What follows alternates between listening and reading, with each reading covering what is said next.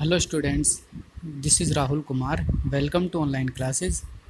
Profit and loss chapter पढ़ रहे थे और ये जो क्वेश्चन है यहाँ तक हमने डिस्कस कर लिया था। तो चलिए अब हम नेक्स्ट क्वेश्चन की ओर चलते हैं।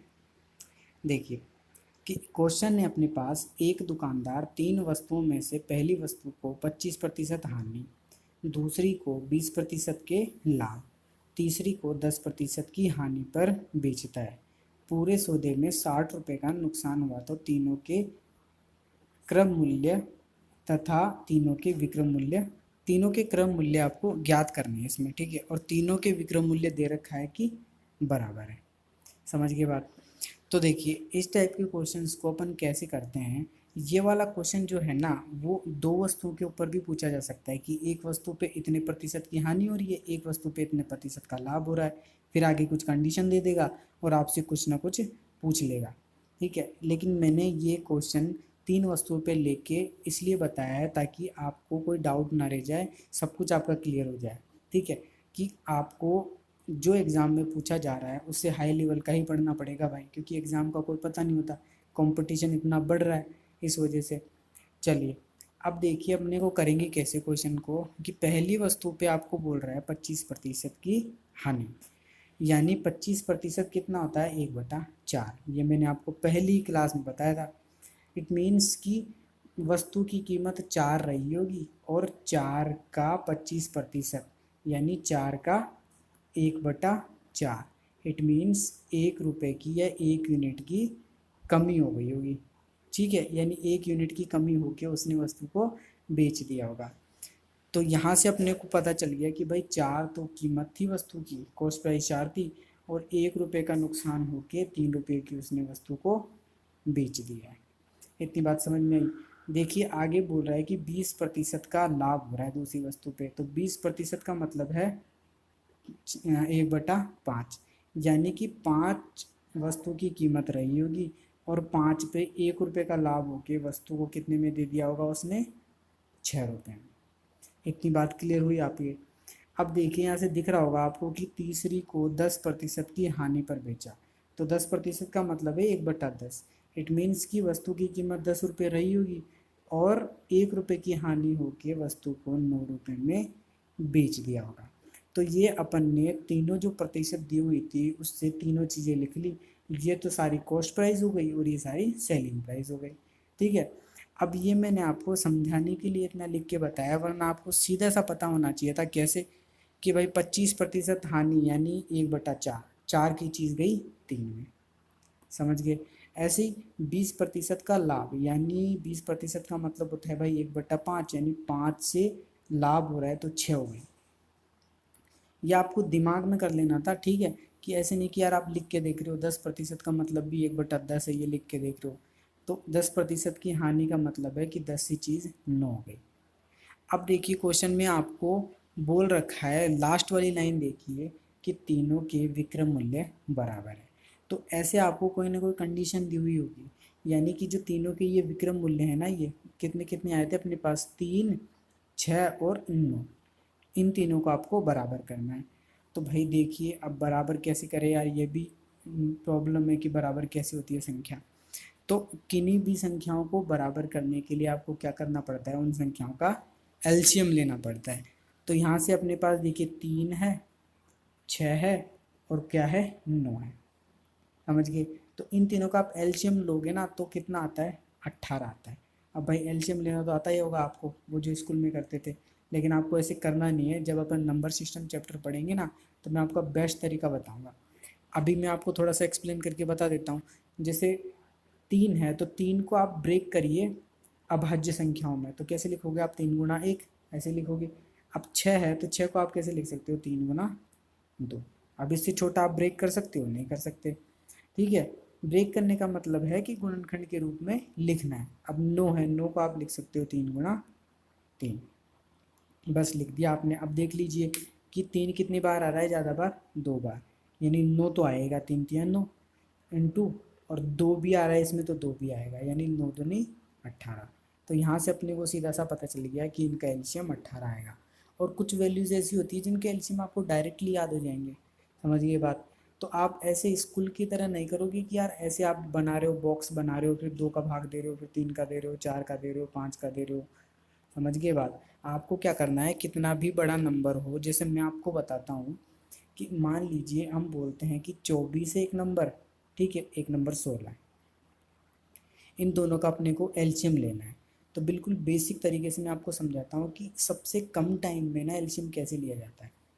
आपको क्या करना है कि कोई भी दो ऐसी संख्या देखनी है जो 24 का मल्टीपल हो, जो जो को गुणा करने पर 24 आ रहा हो। जैसे हम बोलते हैं यार 6 चौक 24 होता है, 6 चौक 24 होता है, तो आपने लिखा भाई 6 गुणा 4, समझ गए, 6 चौक 24 लिख दिया आपने। अब इन दोनों संख्याओं को पर्टिकुलर ब्रेक करो, तो 4 को आप लिख सकते हो 2 गुणा 2, और 6 को क्या लिख सकते हो आप, 2 गुणा 3 लिख सकते हो, लिख सकते हो। तो यहाँ से अपने को पता चल गया कि भाई 24 की जो आएगा ना गुणनखंड, वो कितना आएगा, 2 गुणा 3 गुणा 2 गुणा 2। तो ऐसे आपको प्रॉब्लम भी नहीं हुई और आपने गुणनखंड लिख दिए। ऐसे आप 16 के लिखो, तो 16 के लिए भाई हमको याद आता है यार 8 दूनी 16 होता है, तो 8 दूनी 16 लिख दिया आपने। अब 2 को तो आप ब्रेक नहीं कर सकते, लेकिन 8 को कर सकते हो 2 गुणा 2 गुणा 2, यानी कि 16 के जो गुणनखंड है वो कितने आ गए, 2 गुणा 2 गुणा 2 गुणा 2। समझ गए बात। बस आपने ऐसे लिख ही लिया संख्याओं को, तो फिर आपको क्या करना है, पेयर ही तो बनाने हैं एलसीएम लेने के लिए, समझ गए। तो ये बेस्ट भी होता है एलसीएम लेने का, और यही आपको एग्जाम में सीखना पड़ेगा। बाकी एक सिंपल सा तरीका भी होता है कि आप संख्याओं को दोनों को मल्टीप्लाई कर दो, लेकिन उससे क्या है, संख्याएं बड़ी हो जाती है, फिर आप कैलकुलेट करने में प्रॉब्लम करोगे। चलिए, तो अपन ने क्या किया कि तीनों संख्याओं का एलसीएम ले लिया, 18 आ गया।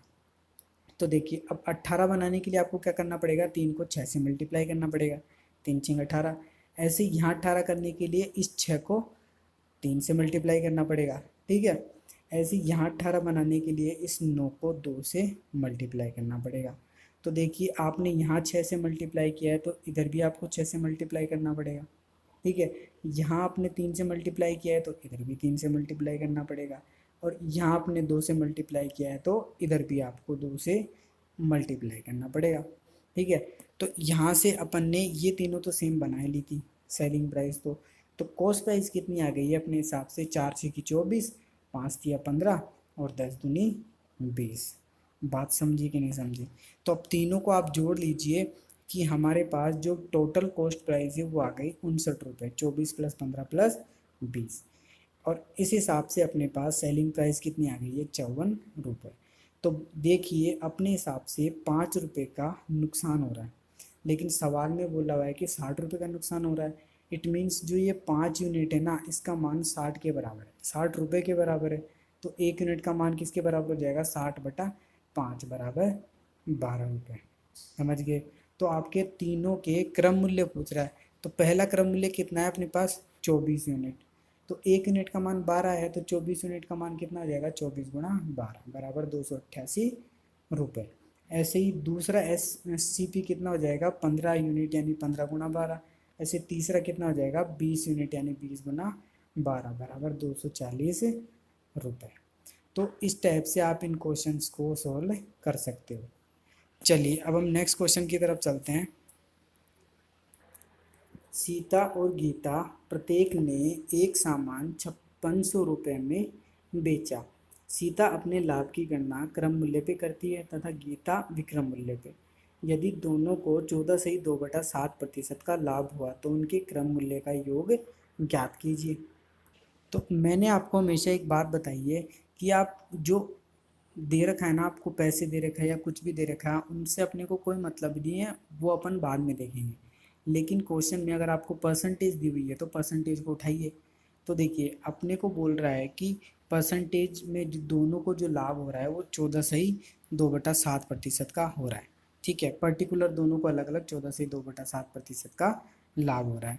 तो 14/2/7% कितना होता है भाई अपने हिसाब से, 1/7, ठीक है। अब देखिए कि कॉन्सेप्ट यहीं पे है, ये बोल रहा है कि जो सीता है वो अपने लाभ की गणना क्रम मूल्य पे करती है। तो भाई जनरली हम लाभ या हानि की जो गणना करते हैं वो क्रम मूल्य पे ही तो करते हैं, समझ गए बात। यानी कि उसका क्रम मूल्य 7 रुपये रहा होगा सीता का, और 7 का 1/7 यानी 1 रुपये का उसको फ़ायदा होके 8 रुपये की उसने वस्तु को बेच दिया होगा, सामान को बेच दिया होगा, ये बोल रहा है। अब आगे देखिए, बात कर रहा है गीता की, जो क्या करती है, विक्रम मूल्य पे लाभ की गणना करती है। तो याद करिए, मैंने आपको एक क्वेश्चन करवाया था जिसपे विक्रम मूल्य का लाभ हो रहा था। तो मैंने आपको बताया था कि क्वेश्चन में अगर नहीं लिखा हुआ है या जनरली हम बात करते हैं तो लाभ या हानि सिर्फ क्रम मूल्य पे दी जाती है, लेकिन अगर क्वेश्चन में स्पेसिफाई किया हुआ है कि भाई विक्रम मूल्य पे दी जा रही है तो आपको सोचना पड़ेगा भाई, समझ गए बात। तो यहाँ से अपने को देखिए, गीता विक्रम मूल्य पे क्या करती है, लाभ की गणना करती है, यानी कि इस 7 रुपये में, इस 7 यूनिट के अंदर ही उसका लाभ छुपा हुआ है। इट मीन्स कि 7 रुपये क्या होगा, उसका विक्रम मूल्य होगा, ठीक है। और इसी में 1 रुपये का लाभ था, यानी कि उसका क्रम मूल्य कितना रहा होगा, 6 रुपये। बात समझे कि नहीं। मैं दूसरे तरीके से और बताता हूँ आपको कि जो गीता है वो विक्रम मूल्य पे लाभ की गणना करती है, ठीक है। तो किसकी बात कर रहे हैं हम, विक्रम मूल्य की। यानी जो ये संख्या नीचे लिखी हुई है 7, ये मूल संख्या होती है, ये मैंने आपको बताया। और अपन बात कर रहे हैं विक्रम मूल्य पे, यानी कि जो 7 है वो क्या है, विक्रम मूल्य है। और जो ये 7 का 1/7 यानी 1 रुपये का जो ये लाभ हो रहा है, ये इसी में छुपा हुआ है। इट मीन्स कि क्रम मूल्य कितना रहा होगा भाई, 6 रुपये। यही इस क्वेश्चन में सोचने वाली बात थी कि आप सीधा लिख देते पहले में 7 से 8, और गीता के लिए भी आप 7 से 8 लिख देते और वहीं पे क्वेश्चन गलत हो जाता। बस आपको ये देखना है कि भैया विक्रम मूल्य पे तो कहीं लाभ या हानि की गणना नहीं करवा रहा। अब देखिए कि क्वेश्चन में आपको बोला हुआ है कि गीता और सीता प्रत्येक ने एक सामान 5600 रुपये में बेचा। तो प्रत्येक ने 5600 रुपये में बेचा है, तो दोनों की जो सेलिंग प्राइस है वो तो समान है ना, बेचने की जो कीमत है वो समान है। इट मीन्स अपने को जो ये बेचने की कीमत है सीता की 8 और गीता की 7, इन दोनों को आपको समान बनाना पड़ेगा। तो समान बनाने के लिए क्या करना पड़ेगा, वही एलसीएम लो। 7 और 8 का एलसीएम होता है 56, ठीक है। इट मीन्स इस 8 को आपको 7 से गुणा करना पड़ेगा और इस 7 को 8 से, या फिर बिना एलसीएम लिए भी आपको सीधा सा दिख रहा था कि यार इन दोनों को बराबर बनाने के लिए 8 को 7 से मल्टीप्लाई करना और 7 को 8 से, ठीक है। चलिए, तो अगर आपने इधर 7 से मल्टीप्लाई किया है तो इधर भी 7 से मल्टीप्लाई करना पड़ेगा, और इधर 8 से किया है तो इधर भी 8 से मल्टीप्लाई करना पड़ेगा। तो ये कैलकुलेट करने के बाद देखिए अपने पास आ गया कि 7 7 49 रुपये सीता की कॉस्ट प्राइस थी और उसने वस्तु को 8 7 56 रुपये में बेच दिया। ऐसे गीता की कॉस्ट प्राइस आई 48 और उसने 56 रुपये में बेच दिया। अब देख लीजिए दोनों की सेलिंग प्राइस सेम है, समझ गए। अब क्वेश्चन में अपने को बोला हुआ है कि प्रत्येक ने 5600 रुपये में बेचा, लेकिन अपने हिसाब से तो प्रत्येक ने 56 में बेचा है, यानी कि जो 56 यूनिट है उसका मान कितना है, 5600 रुपये। 1 यूनिट का मान कितना हो जाएगा, 100 रुपये, ठीक है। अब आपसे क्या पूछा हुआ है कि उनके क्रम मूल्य का योग। तो सीता का क्रम मूल्य कितना है, 49 रुपये, और गीता का कितना है, 48 रुपये, यानी टोटल क्रम मूल्य हो गया 97 यूनिट, ठीक है। ये जो मैं रुपए बोल रहा हूँ ना बीच बीच में, यह सिर्फ आपको समझाने के लिए भाई, ये कोई वैल्यू नहीं है जो मैं लिख रहा हूँ, ये सब क्या है, यूनिट है, समझिए बात। ये क्या है, कुछ भाग है, प्रतिशत का कुछ भाग है। तो यहाँ से 97 जो यूनिट है वो क्रम मूल्य का योग है। तो 1 यूनिट 100 है, तो 97 यूनिट कितने हो जाएंगे, 97 गुणा 100 यानी 9700 रुपये। तो यहाँ से अपने को उन दोनों के क्रम मूल्य का योग पता चल गया, समझ गए बात। तो आपको क्वेश्चंस को बिल्कुल अच्छे से देख के पढ़ना है और उसके अकॉर्डिंग ही अटेम्प्ट करना है, ऐसे नहीं कि आप मन मर्जी से देख के लगा दो, ठीक है। चलिए अब नेक्स्ट क्वेश्चन देखिए। एक दुकानदार कॉस्ट प्राइस पे बेचने का वादा करता है, किंतु 1 किलो की जगह 900 ग्राम के गलत वजन का प्रयोग करता है, तो लाभ प्रतिशत ज्ञात कीजिए। देखिए ऐसे क्वेश्चंस आपने देखे होंगे और बहुत पूछे जाते हैं एग्जाम्स में। तो ये क्वेश्चंस क्या थोड़े से ट्रिकी होते हैं और कई बार आपको आने के बाद में भी है ना, आप कंफ्यूजन में रहते हो कि यार हो क्या रहा है। तो मैं आपको समझाता हूँ। मान लीजिए कि आप दुकानदार के पास गए, ठीक है, तो दुकानदार 1 रुपये का 1 ग्राम देता है। हमने माना कि भाई वो 1 ग्राम कोई भी वस्तु कितने रुपए की दे रहा है, 1 रुपये, उसका भाव लगा रखा है उसने। तो हम ले रहे हैं भाई 1 किलो, 1 किलो में कितने ग्राम होते हैं, 1000 ग्राम। ठीक है, यानी कि 1000 ग्राम अगर अपन कोई वस्तु लेके आए तो वो 1000 रुपये की अपने को दे रहा है, ये अपन मान के चलते हैं। ठीक है, लेकिन मान लीजिए कि उसने क्या करा, गड़बड़ी करना चालू कर दिया। अब गड़बड़ी कैसे करेगा भाई, भाई गड़बड़ी करेगा वो नाप तोल में करेगा, है ना, बाट वाट में करेगा। तो उसने क्या किया भाई, 1 किलो के बाट की जगह उसने 900 ग्राम का बाट खरीद लिया, मतलब वो 900 ग्राम का बाट यूज़ करने लग गया।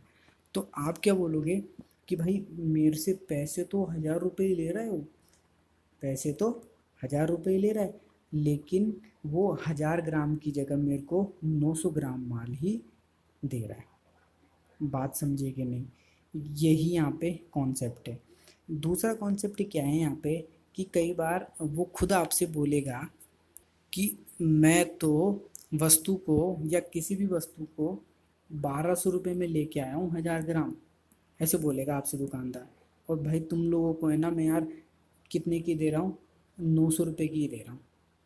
ठीक है, लेकिन वो क्या करेगा, आपसे झूठ बोल के 1000 ग्राम की जगह 700 ग्राम ही दे रहा होगा, ऐसे कुछ कर रहा होगा। तो आपको तो ऐसे लगेगा कि यार वो तो मेरे को 1 किलो ही दे रहा है, 1000 ग्राम ही दे रहा है, वो तो यार 1200 रुपये के लिए क्या आया था और मेरे को तो 900 रुपये की दे रहा है। अरे यार जानकार है मेरा, तो मैं हमेशा उसी से सामान लेता हूँ, वाह ये तो सही काम है यार, मेरे को तो सस्ता दे देता है माल। लेकिन आपको पता नहीं है कि वो कहीं भी झोल झाल कर लेगा। तो इस टाइप के जो क्वेश्चंस होते हैं ना, वो हम देखेंगे।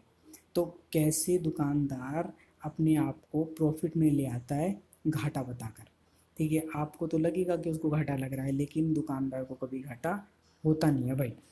चलिए देखिए, क्वेश्चन है अपने पास जो अभी पढ़ा था अपन ने, कि कॉस्ट प्राइस पे बेचने का वादा करता है।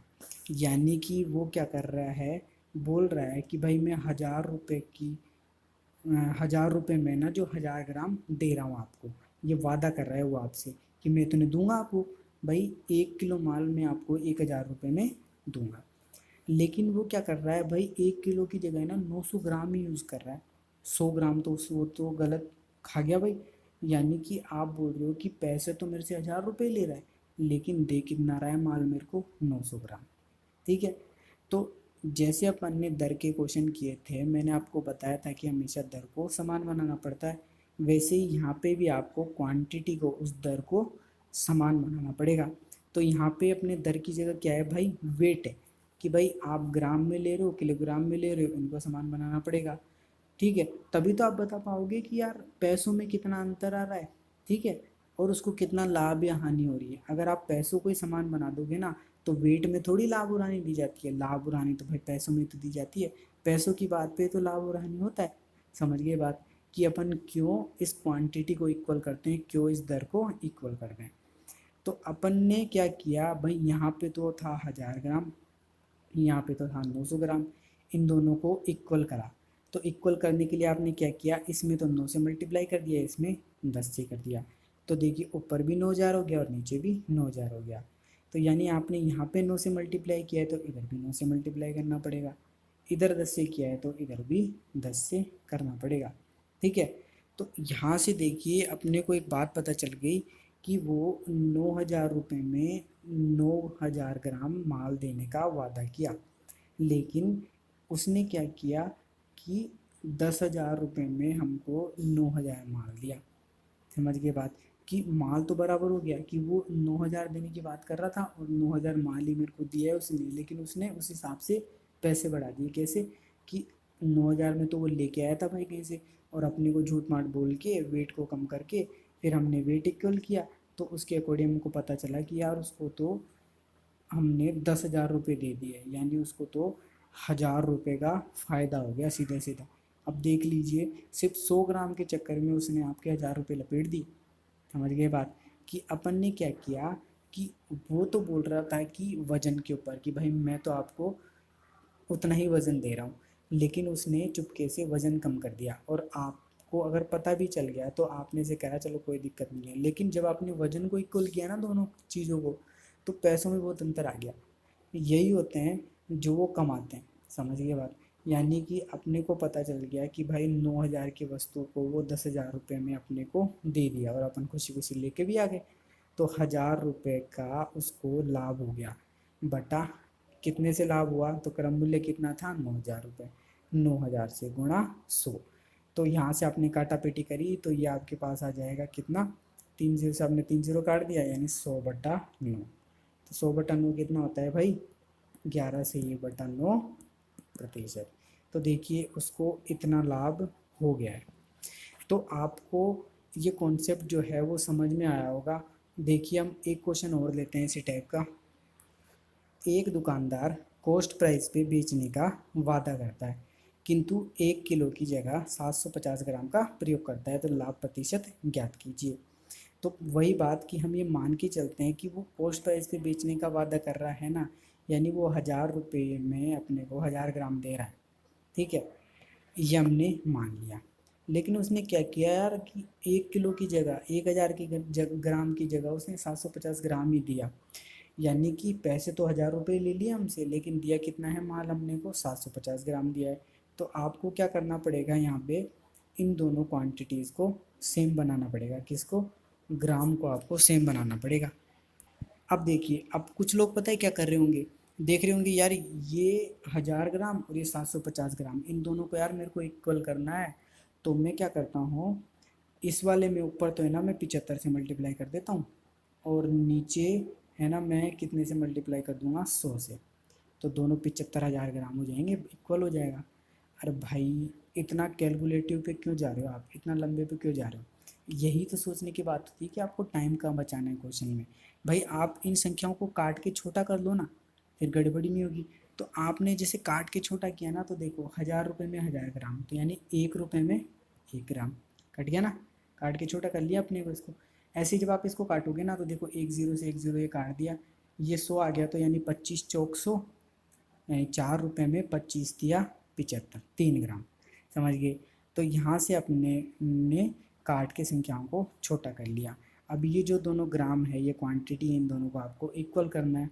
इक्वल अब तो ईजी है करना कि आप इस 1 को 3 से मल्टीप्लाई कर दो, तो आपको इधर भी 3 से मल्टीप्लाई करना पड़ेगा। समझ गए बात? तो यानी अपने को यहाँ से पता चल गया कि वो वादा तो कर रहा था 3 रुपये में 3 ग्राम देने का, लेकिन उसने 4 रुपये में 3 ग्राम दिया अपने को, यानी कि उसको 1 रुपये का लाभ हो गया। ठीक है, और लाभ कहाँ से हुआ है, उसका क्रम मूल्य कितना है, 3 रुपये गुणा 100। तो कितना आ जाएगा अपने पास, 33/1/3%। ठीक है, तो देख लीजिए इस टाइप के क्वेश्चन को अपने को ऐसे सोल्व करना होता है। चलिए एक क्वेश्चन और देखते हैं हम। देखिए देखिए, एक दुकानदार अपनी वस्तुओं को 10% लाभ पर बेचने की बात करता है, किंतु वह 20% कम तोलता है, तो लाभ प्रतिशत ज्ञात कीजिए। देखिए इससे पहले के जो क्वेश्चन थे ना, उसमें वो सीधा से ये बात बोल रहा था कि मैं आपको वस्तु कॉस्ट प्राइस पे दूंगा, यानी मैं जितनी खरीद के लाया हूँ ना, जितने की उतने की आपको दे दूंगा। लेकिन वो क्या करता है, चुपके से वजन कम कर लेता है। लेकिन यहाँ पे देखिए उसने आपको और बेवकूफ़ बनाया और ये बोला कि यार मैं जितने की लेके आया हूँ ना वस्तु, उसके 10% लाभ पर आपको दूंगा। कि ऐसे बोलेगा कि यार मैं तो 1,000 रुपये की लेके आया हूँ, लेकिन मैं आपको है ना चलो कम की दे दूँगा, ठीक है, आपको लाभ हो जाए ताकि। समझ गए बात? तो ये क्या हो रहा है कि इसने ये वाली बात बोली ना, तो देखिए 10% का मतलब है कि 1/10 का लाभ हो रहा है। तो यानी कि पहले वो अपने को 1,000 ग्राम 1,000 ग्राम 1,000 रुपये के दे रहा था। 1,000 ग्राम कितने का दे रहा था, 1,000 रुपये का। अब वो बोल रहा है कि मैं आपको 1,000 रुपये में ही है ना, 1,000 रुपये का 10% यानी 100, यानी कि 1,100 रुपये का माल दे दूंगा। बात समझे कि नहीं समझे? कि मैं क्या बोल रहा हूँ कि वो पहले अपने को 1,000 रुपये में 1,000 ग्राम दे रहा था, लेकिन उसने बोला कि आपको 10% लाभ करवा दूंगा मैं। तो उसने अपने को 1,000 रुपये में ही है ना 1,100 रुपये का माल दे दिया। समझिए बात? यानी कि 1,000 रुपये में पहले वो अपने को कितना माल दे रहा था, 1,000 ग्राम, तो वो अपने को 1,000 ग्राम कितने में दे रहा होगा, 1,100 रुपये में। बात समझे? अब आगे ये बोल रहा है कि वह वस्तु को 20% वजन कम तोलता है। 20% का मतलब है 1,000 का 20% कितना हो जाता है भाई, 200। यानी 200 ग्राम उसने वज़न कम कर दिया, 800 ग्राम वो अपने को दे रहा है कितने में, 1000 रुपये में। ये वाली बात भी समझ में आ गई आपको। तो अब देखिए क्रॉस मल्टीप्लाई आप करिए, देखिए इसमें कि 800 ग्राम से 1000 रुपये हुआ, तो 1000 रुपये में 1000 ग्राम की हम बात कर लेंगे क्योंकि 1 रुपये का 1 ग्राम है। तो कितना ज़्यादा उसने बढ़ा दिया, कितना ज़्यादा उसको फ़ायदा हो गया, 300 रुपये का। बटा कहाँ से हुआ है फ़ायदा भाई, 800 से, गुणा 100। तो ये कितना आ जाएगा, 37.1/2%। तो इस टाइप से अपने को क्वेश्चंस को सोल्व करना है भाई। चलिए एक और क्वेश्चन देखते हैं हम ऐसा ही। एक दुकानदार वस्तुओं को 44% हानि पर बेचने की बात करता है, किंतु वह 30% कम वजन का प्रयोग करता है। तो पहले अपने को बोल रहा था कि 1000 रुपये में मैं 1000 ग्राम दे रहा हूँ, लेकिन वो 44% की हानि पर बेचने की बात कर रहा है।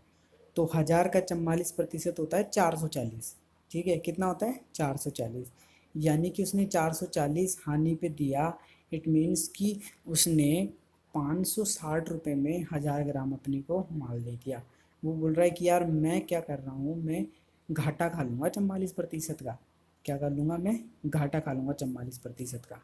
यानी कि उसने अपने को 1000 ग्राम 1000 रुपये में देता, तो 1000 रुपये की जगह उसने 1000 का 44% कम, यानी 440 रुपये कम, इट मीन्स 560 रुपये में उसने 1000 ग्राम अपने को दे दिया माल।